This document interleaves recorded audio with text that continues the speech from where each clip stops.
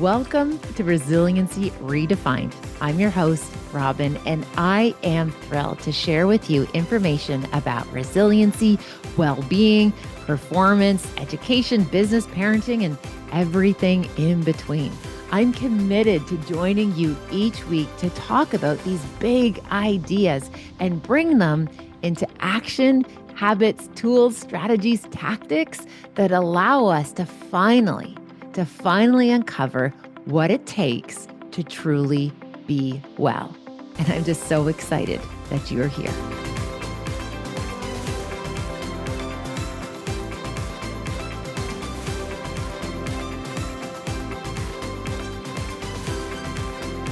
Welcome back to Resiliency Redefined. I'm excited to be able to share with you this idea that lots of folks are asking me if I can explore more around our stress buckets. Okay, so here we go. So the idea of stress buckets is that essentially each and every one of us, we have a capacity for how many things that we can navigate at one time. So this idea that we each and every one of us have varying capacities of how much we can deal with. And we like to think of these and using that example of a stress bucket. Now, when you think of your bucket, I want you to think about all of the things perhaps that are at the bottom of the bucket that are going to take up some of that space. So some of the volume that will be displaced because of what's already in the bottom of the bucket. So for example, if you have navigated, let's say, really difficult relationships and perhaps there's some underlying attachment areas that, are something that you carry with you, those are like these big rocks that are always going to be in the bottom of your bucket. Or if you've experienced grief, grief is another example of this massive rock in the bottom of your stress bucket that essentially you just learn how to carry with you because grief never goes away. There's no way to physically take that rock out of the bottom of your bucket. We just learn how to get stronger carrying it with us. As we talked about before, grief rewrites us. So at the bottom of your stress bucket, maybe there's a rock of grief. Or perhaps maybe it is an illness or a condition that's something that is like relatively consistent, that it is always omnipresent in your bucket. So if you think about it, as our days go on, as they unfold, we are having all these extra like doses of cortisol or stressors, and we're adding it to the bucket. And there's a lot of like even just privilege in the size of our buckets, right? So perhaps you're somebody who has been like lone wolfing it. You don't have a lot of access to resources. So perhaps your bucket is really strong. However, your bucket isn't very deep. It isn't very wide because there's not these other kind of areas that have created the opportunity for you to have a bigger bucket. Okay, so I really hope you're carrying on with me. I'm making all these hand gestures, thinking that as you're listening, you can see me with these buckets and these rocks. But nevertheless, let's continue. So, as we talk about in the book, Stress Wisely, it isn't stress in itself that's bad for us. It's the doses of cortisol that we take on a daily basis. And these are all things that go into our stress bucket. And as you can imagine, the more things or doses of stressors that we carry, the more likely it is that that bucket's going to be harder to carry, but also could run the potential of overflow or what we think about as burnout. That eventually it's like things like the water is just gaping and pouring over the sides of that bucket. So when we think about the size of our bucket, what is in our bucket, how much we carry on a daily basis, all the things that you stick handle. Think about even just how much of your life that you spend like managing things, right? How much information you hold on to, maybe for your family, or navigating work and home and all of the self-help stuff that we ought to be doing or could be doing. Like that in itself is a full-time job. There was interesting research study recently that came out that said, in this particular sample, it was caregiving, and it said a mother in the school age years, so like toddlerhood to high schoolhood, has an additional 96 hours of labor each week on top, in a lot of cases, of the day job. Okay, so I get these buckets are full, they are plentiful. And don't get me wrong, it's not a bad thing We love our buckets. We love our lives. We love parts of our lives. And the goal is to find a way that we can carry these buckets with us where there's just a little bit of breathing room, that there's just this little bit of rim still showing. So we always don't feel like we're at max or we're not having things overflowing. Because what tends to overflow often is the parts of you looking after you. It's this idea of the things that like help you feel solid and well resourced. Those are the first things that we usually cast aside so that we can manage these lives. And then we essentially become like kind of janitors of all the BS that we have to kind of facilitate. And again, it comes at the cost so often of your own well being, your own sense of feeling good. So we want to get really strategic about, first of all, what we allow into that bucket, which we can talk about as boundaries or those guardrails, but also strategies for release, ways in which we can ensure that we have some type of release valve on the side of that bucket that allows that overflow to not go over the edge. It gets processed and it gets released throughout the day. Now, something that I learned very, very quickly in intervention programs that we were setting up for folks who've experienced burnout was we could take people out of a stressful situation, teach them a whole bunch of skills, right? Really focused on cognitive behavioral skills and habit formation. And then we can get their baseline of stress much lower. So that way they were feeling better, their practices were dialed in. But then as soon as we put them back into their environment, they would regress so quickly because we learned this big idea. We need to learn strategies in context. As Alan Stein would say, I'm going to say it again because it's important. We need to learn strategies for release or navigating our stress in context. Learning it outside and then trying to generalize it in, it's possible for some people, but most of us need to learn it in real time in the scenario where we have to practice it. So, what could what could that release valve look like for you to let go of some of the stressors that we're carrying? But also, what do we do to ensure that like our bucket is the right bucket in terms of our being to be carrying what it is we're trying to carry? Okay. So bear with me on this idea. One of the strategies that we talk a lot about, obviously, is everything around physical well being, right? Sleep, nutrition, exercise, all of those things are going to help strengthen our capacity to manage. The emotional realm, this, my friends, is where we can think about letting some things go. So, yes, you can burn off anger, you can burn off cortisol, but there is a tipping point where if we are working out too much, instead of burning off all that cortisol, we're actually generating more cortisol. So it's actually counterproductive. That's why, for example, steady state cardio, going out for a walk, doing a good hike is more beneficial when people are in really high stressful situations to actually process their cortisol without adding more cortisol to the bucket by doing things like super intense cardio and HIIT training. Okay, so I hope you're still with me on this one. Where we're going to find release that isn't going to add more cortisol to our system or to our buckets are things in the emotional realm and very much the social realm, even the environmental. So, a really amazing friend and a connection point, conversation with a friend and a connection point can make the world of difference. Seeing is relieving. Okay. Again, as Alan Stein would say, it's so important to say it twice. Seeing is relieving. So simply talking about what you're navigating or what you're going through with a trusted person is in itself therapeutic. Writing it out, journaling, even messy post-it note thought scribbles, or what we call free flow writing, is going to be a way of letting some of it go. Now, the environment, right? The environment matters too. So if we're really going through it, actually, taking a few minutes and navigating some of the clutter, cleaning up a room is going to help dissipate some of that built up cortisol. Now, my gentle kind of invitation on that whole kind of cleaning the room thing, pick a small space.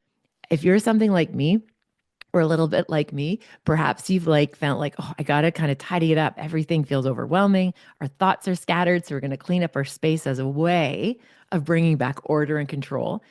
And then you dive into it like all in, locked in. And let's say you empty your entire closet. And then you get to the point where like you lose the drive, right? You're literally like wearing things. You have like a hat on. You're like maybe have different pair of shoes on. Like you have all of this stuff like scattered.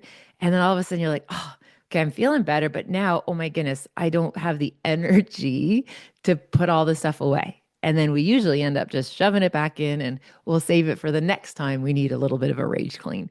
So pace yourself, pick a small space, maybe even just like unloading the dishwasher as a start, and then maybe declutter one drawer, right? Declutter one cupboard, one cabinet. Like start small, but understand we'll have that drive or that impulse to like do everything, but that's not going to set us up for success. It's going to probably create more stress if we're not strategic.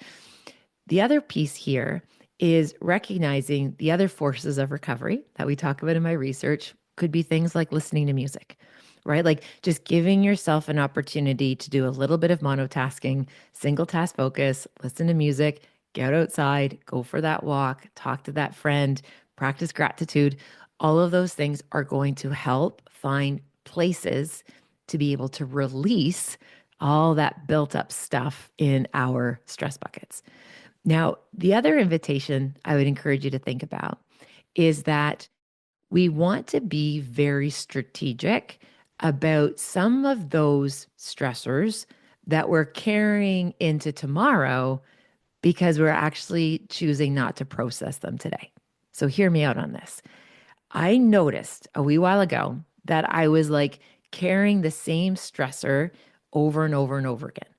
And I wasn't getting any farther ahead. I wasn't even improving it 1%. I was just literally writing it on one to do list, onto the next to do list. And what I realized is I was actually feeling really busy, but my busyness was actually a little bit of laziness of not addressing what needs to be addressed. So, what practice I used, which I'm excited to share with you because this gave me such a good return on my investment of time, was the exercise of simply stopping what I was doing. I sat down that morning and I wrote out what my stresses were, like my top three or four things that I noticed that were kind of revisiting, they were coming up. So again, remember, we repeat what we don't repair, but we also revisit what we don't process. So I wrote out these four things that I noticed that I was calling just these irritants. But when I put them down on paper, these were bigger than irritants. These were like big rocks in my stress bucket that I knew that if I actually could take them out, it was going to open up more space. There'd be more spaciousness for me to get other things done. But the other reality that I came upon while I was noting what these big four were was that I'd been trying to address them off the side of my desk. I've been trying to address them in like 4 or 5 minutes, 10 minutes here or there, 5 minutes there, but it wasn't actually improving. So, this is my invitation for you. Just take a moment in the morning, write that list. What are those three or four stressors? Not your whole laundry list of stressors. Just start with three or four that are you notice you're revisiting quite a bit. And then I want you to look at them and ask yourself, which one do I think, if I could take this out of my stress bucket, is going to give me the best benefit? It's probably the one you've been ignoring the longest. Okay, probably the one that you're avoiding, that you're procrastinating with. That's okay. Just notice which one will give you the best return on your investment. And then what I want you to do is then grab maybe in a separate piece of paper, or again, I'm a big fan of the Post-it note, and I want you just to look at that thing and ask yourself, if I gave this 2 hours of my best energy, uninterrupted time, max focus, and lock in on this one thing, how far could I move it ahead? So I'll say that again. If I look at this thing and say, okay, if I gave this 2 hours of solid effort, good energy, uninterrupted time, how far could I move this head? Now, my friends, that is what I did. And what was remarkable is I had this thing that I had been carrying since the summer. And when I put this on the post-it note, I realized that, you know what? 2 or 3 hours of uninterrupted time, I could get this thing wrapped up and off my to-do list if I just gave it the time it needed. And that's what I did yesterday. Yesterday, I set aside a block of time and it actually ended up being less than 2 hours.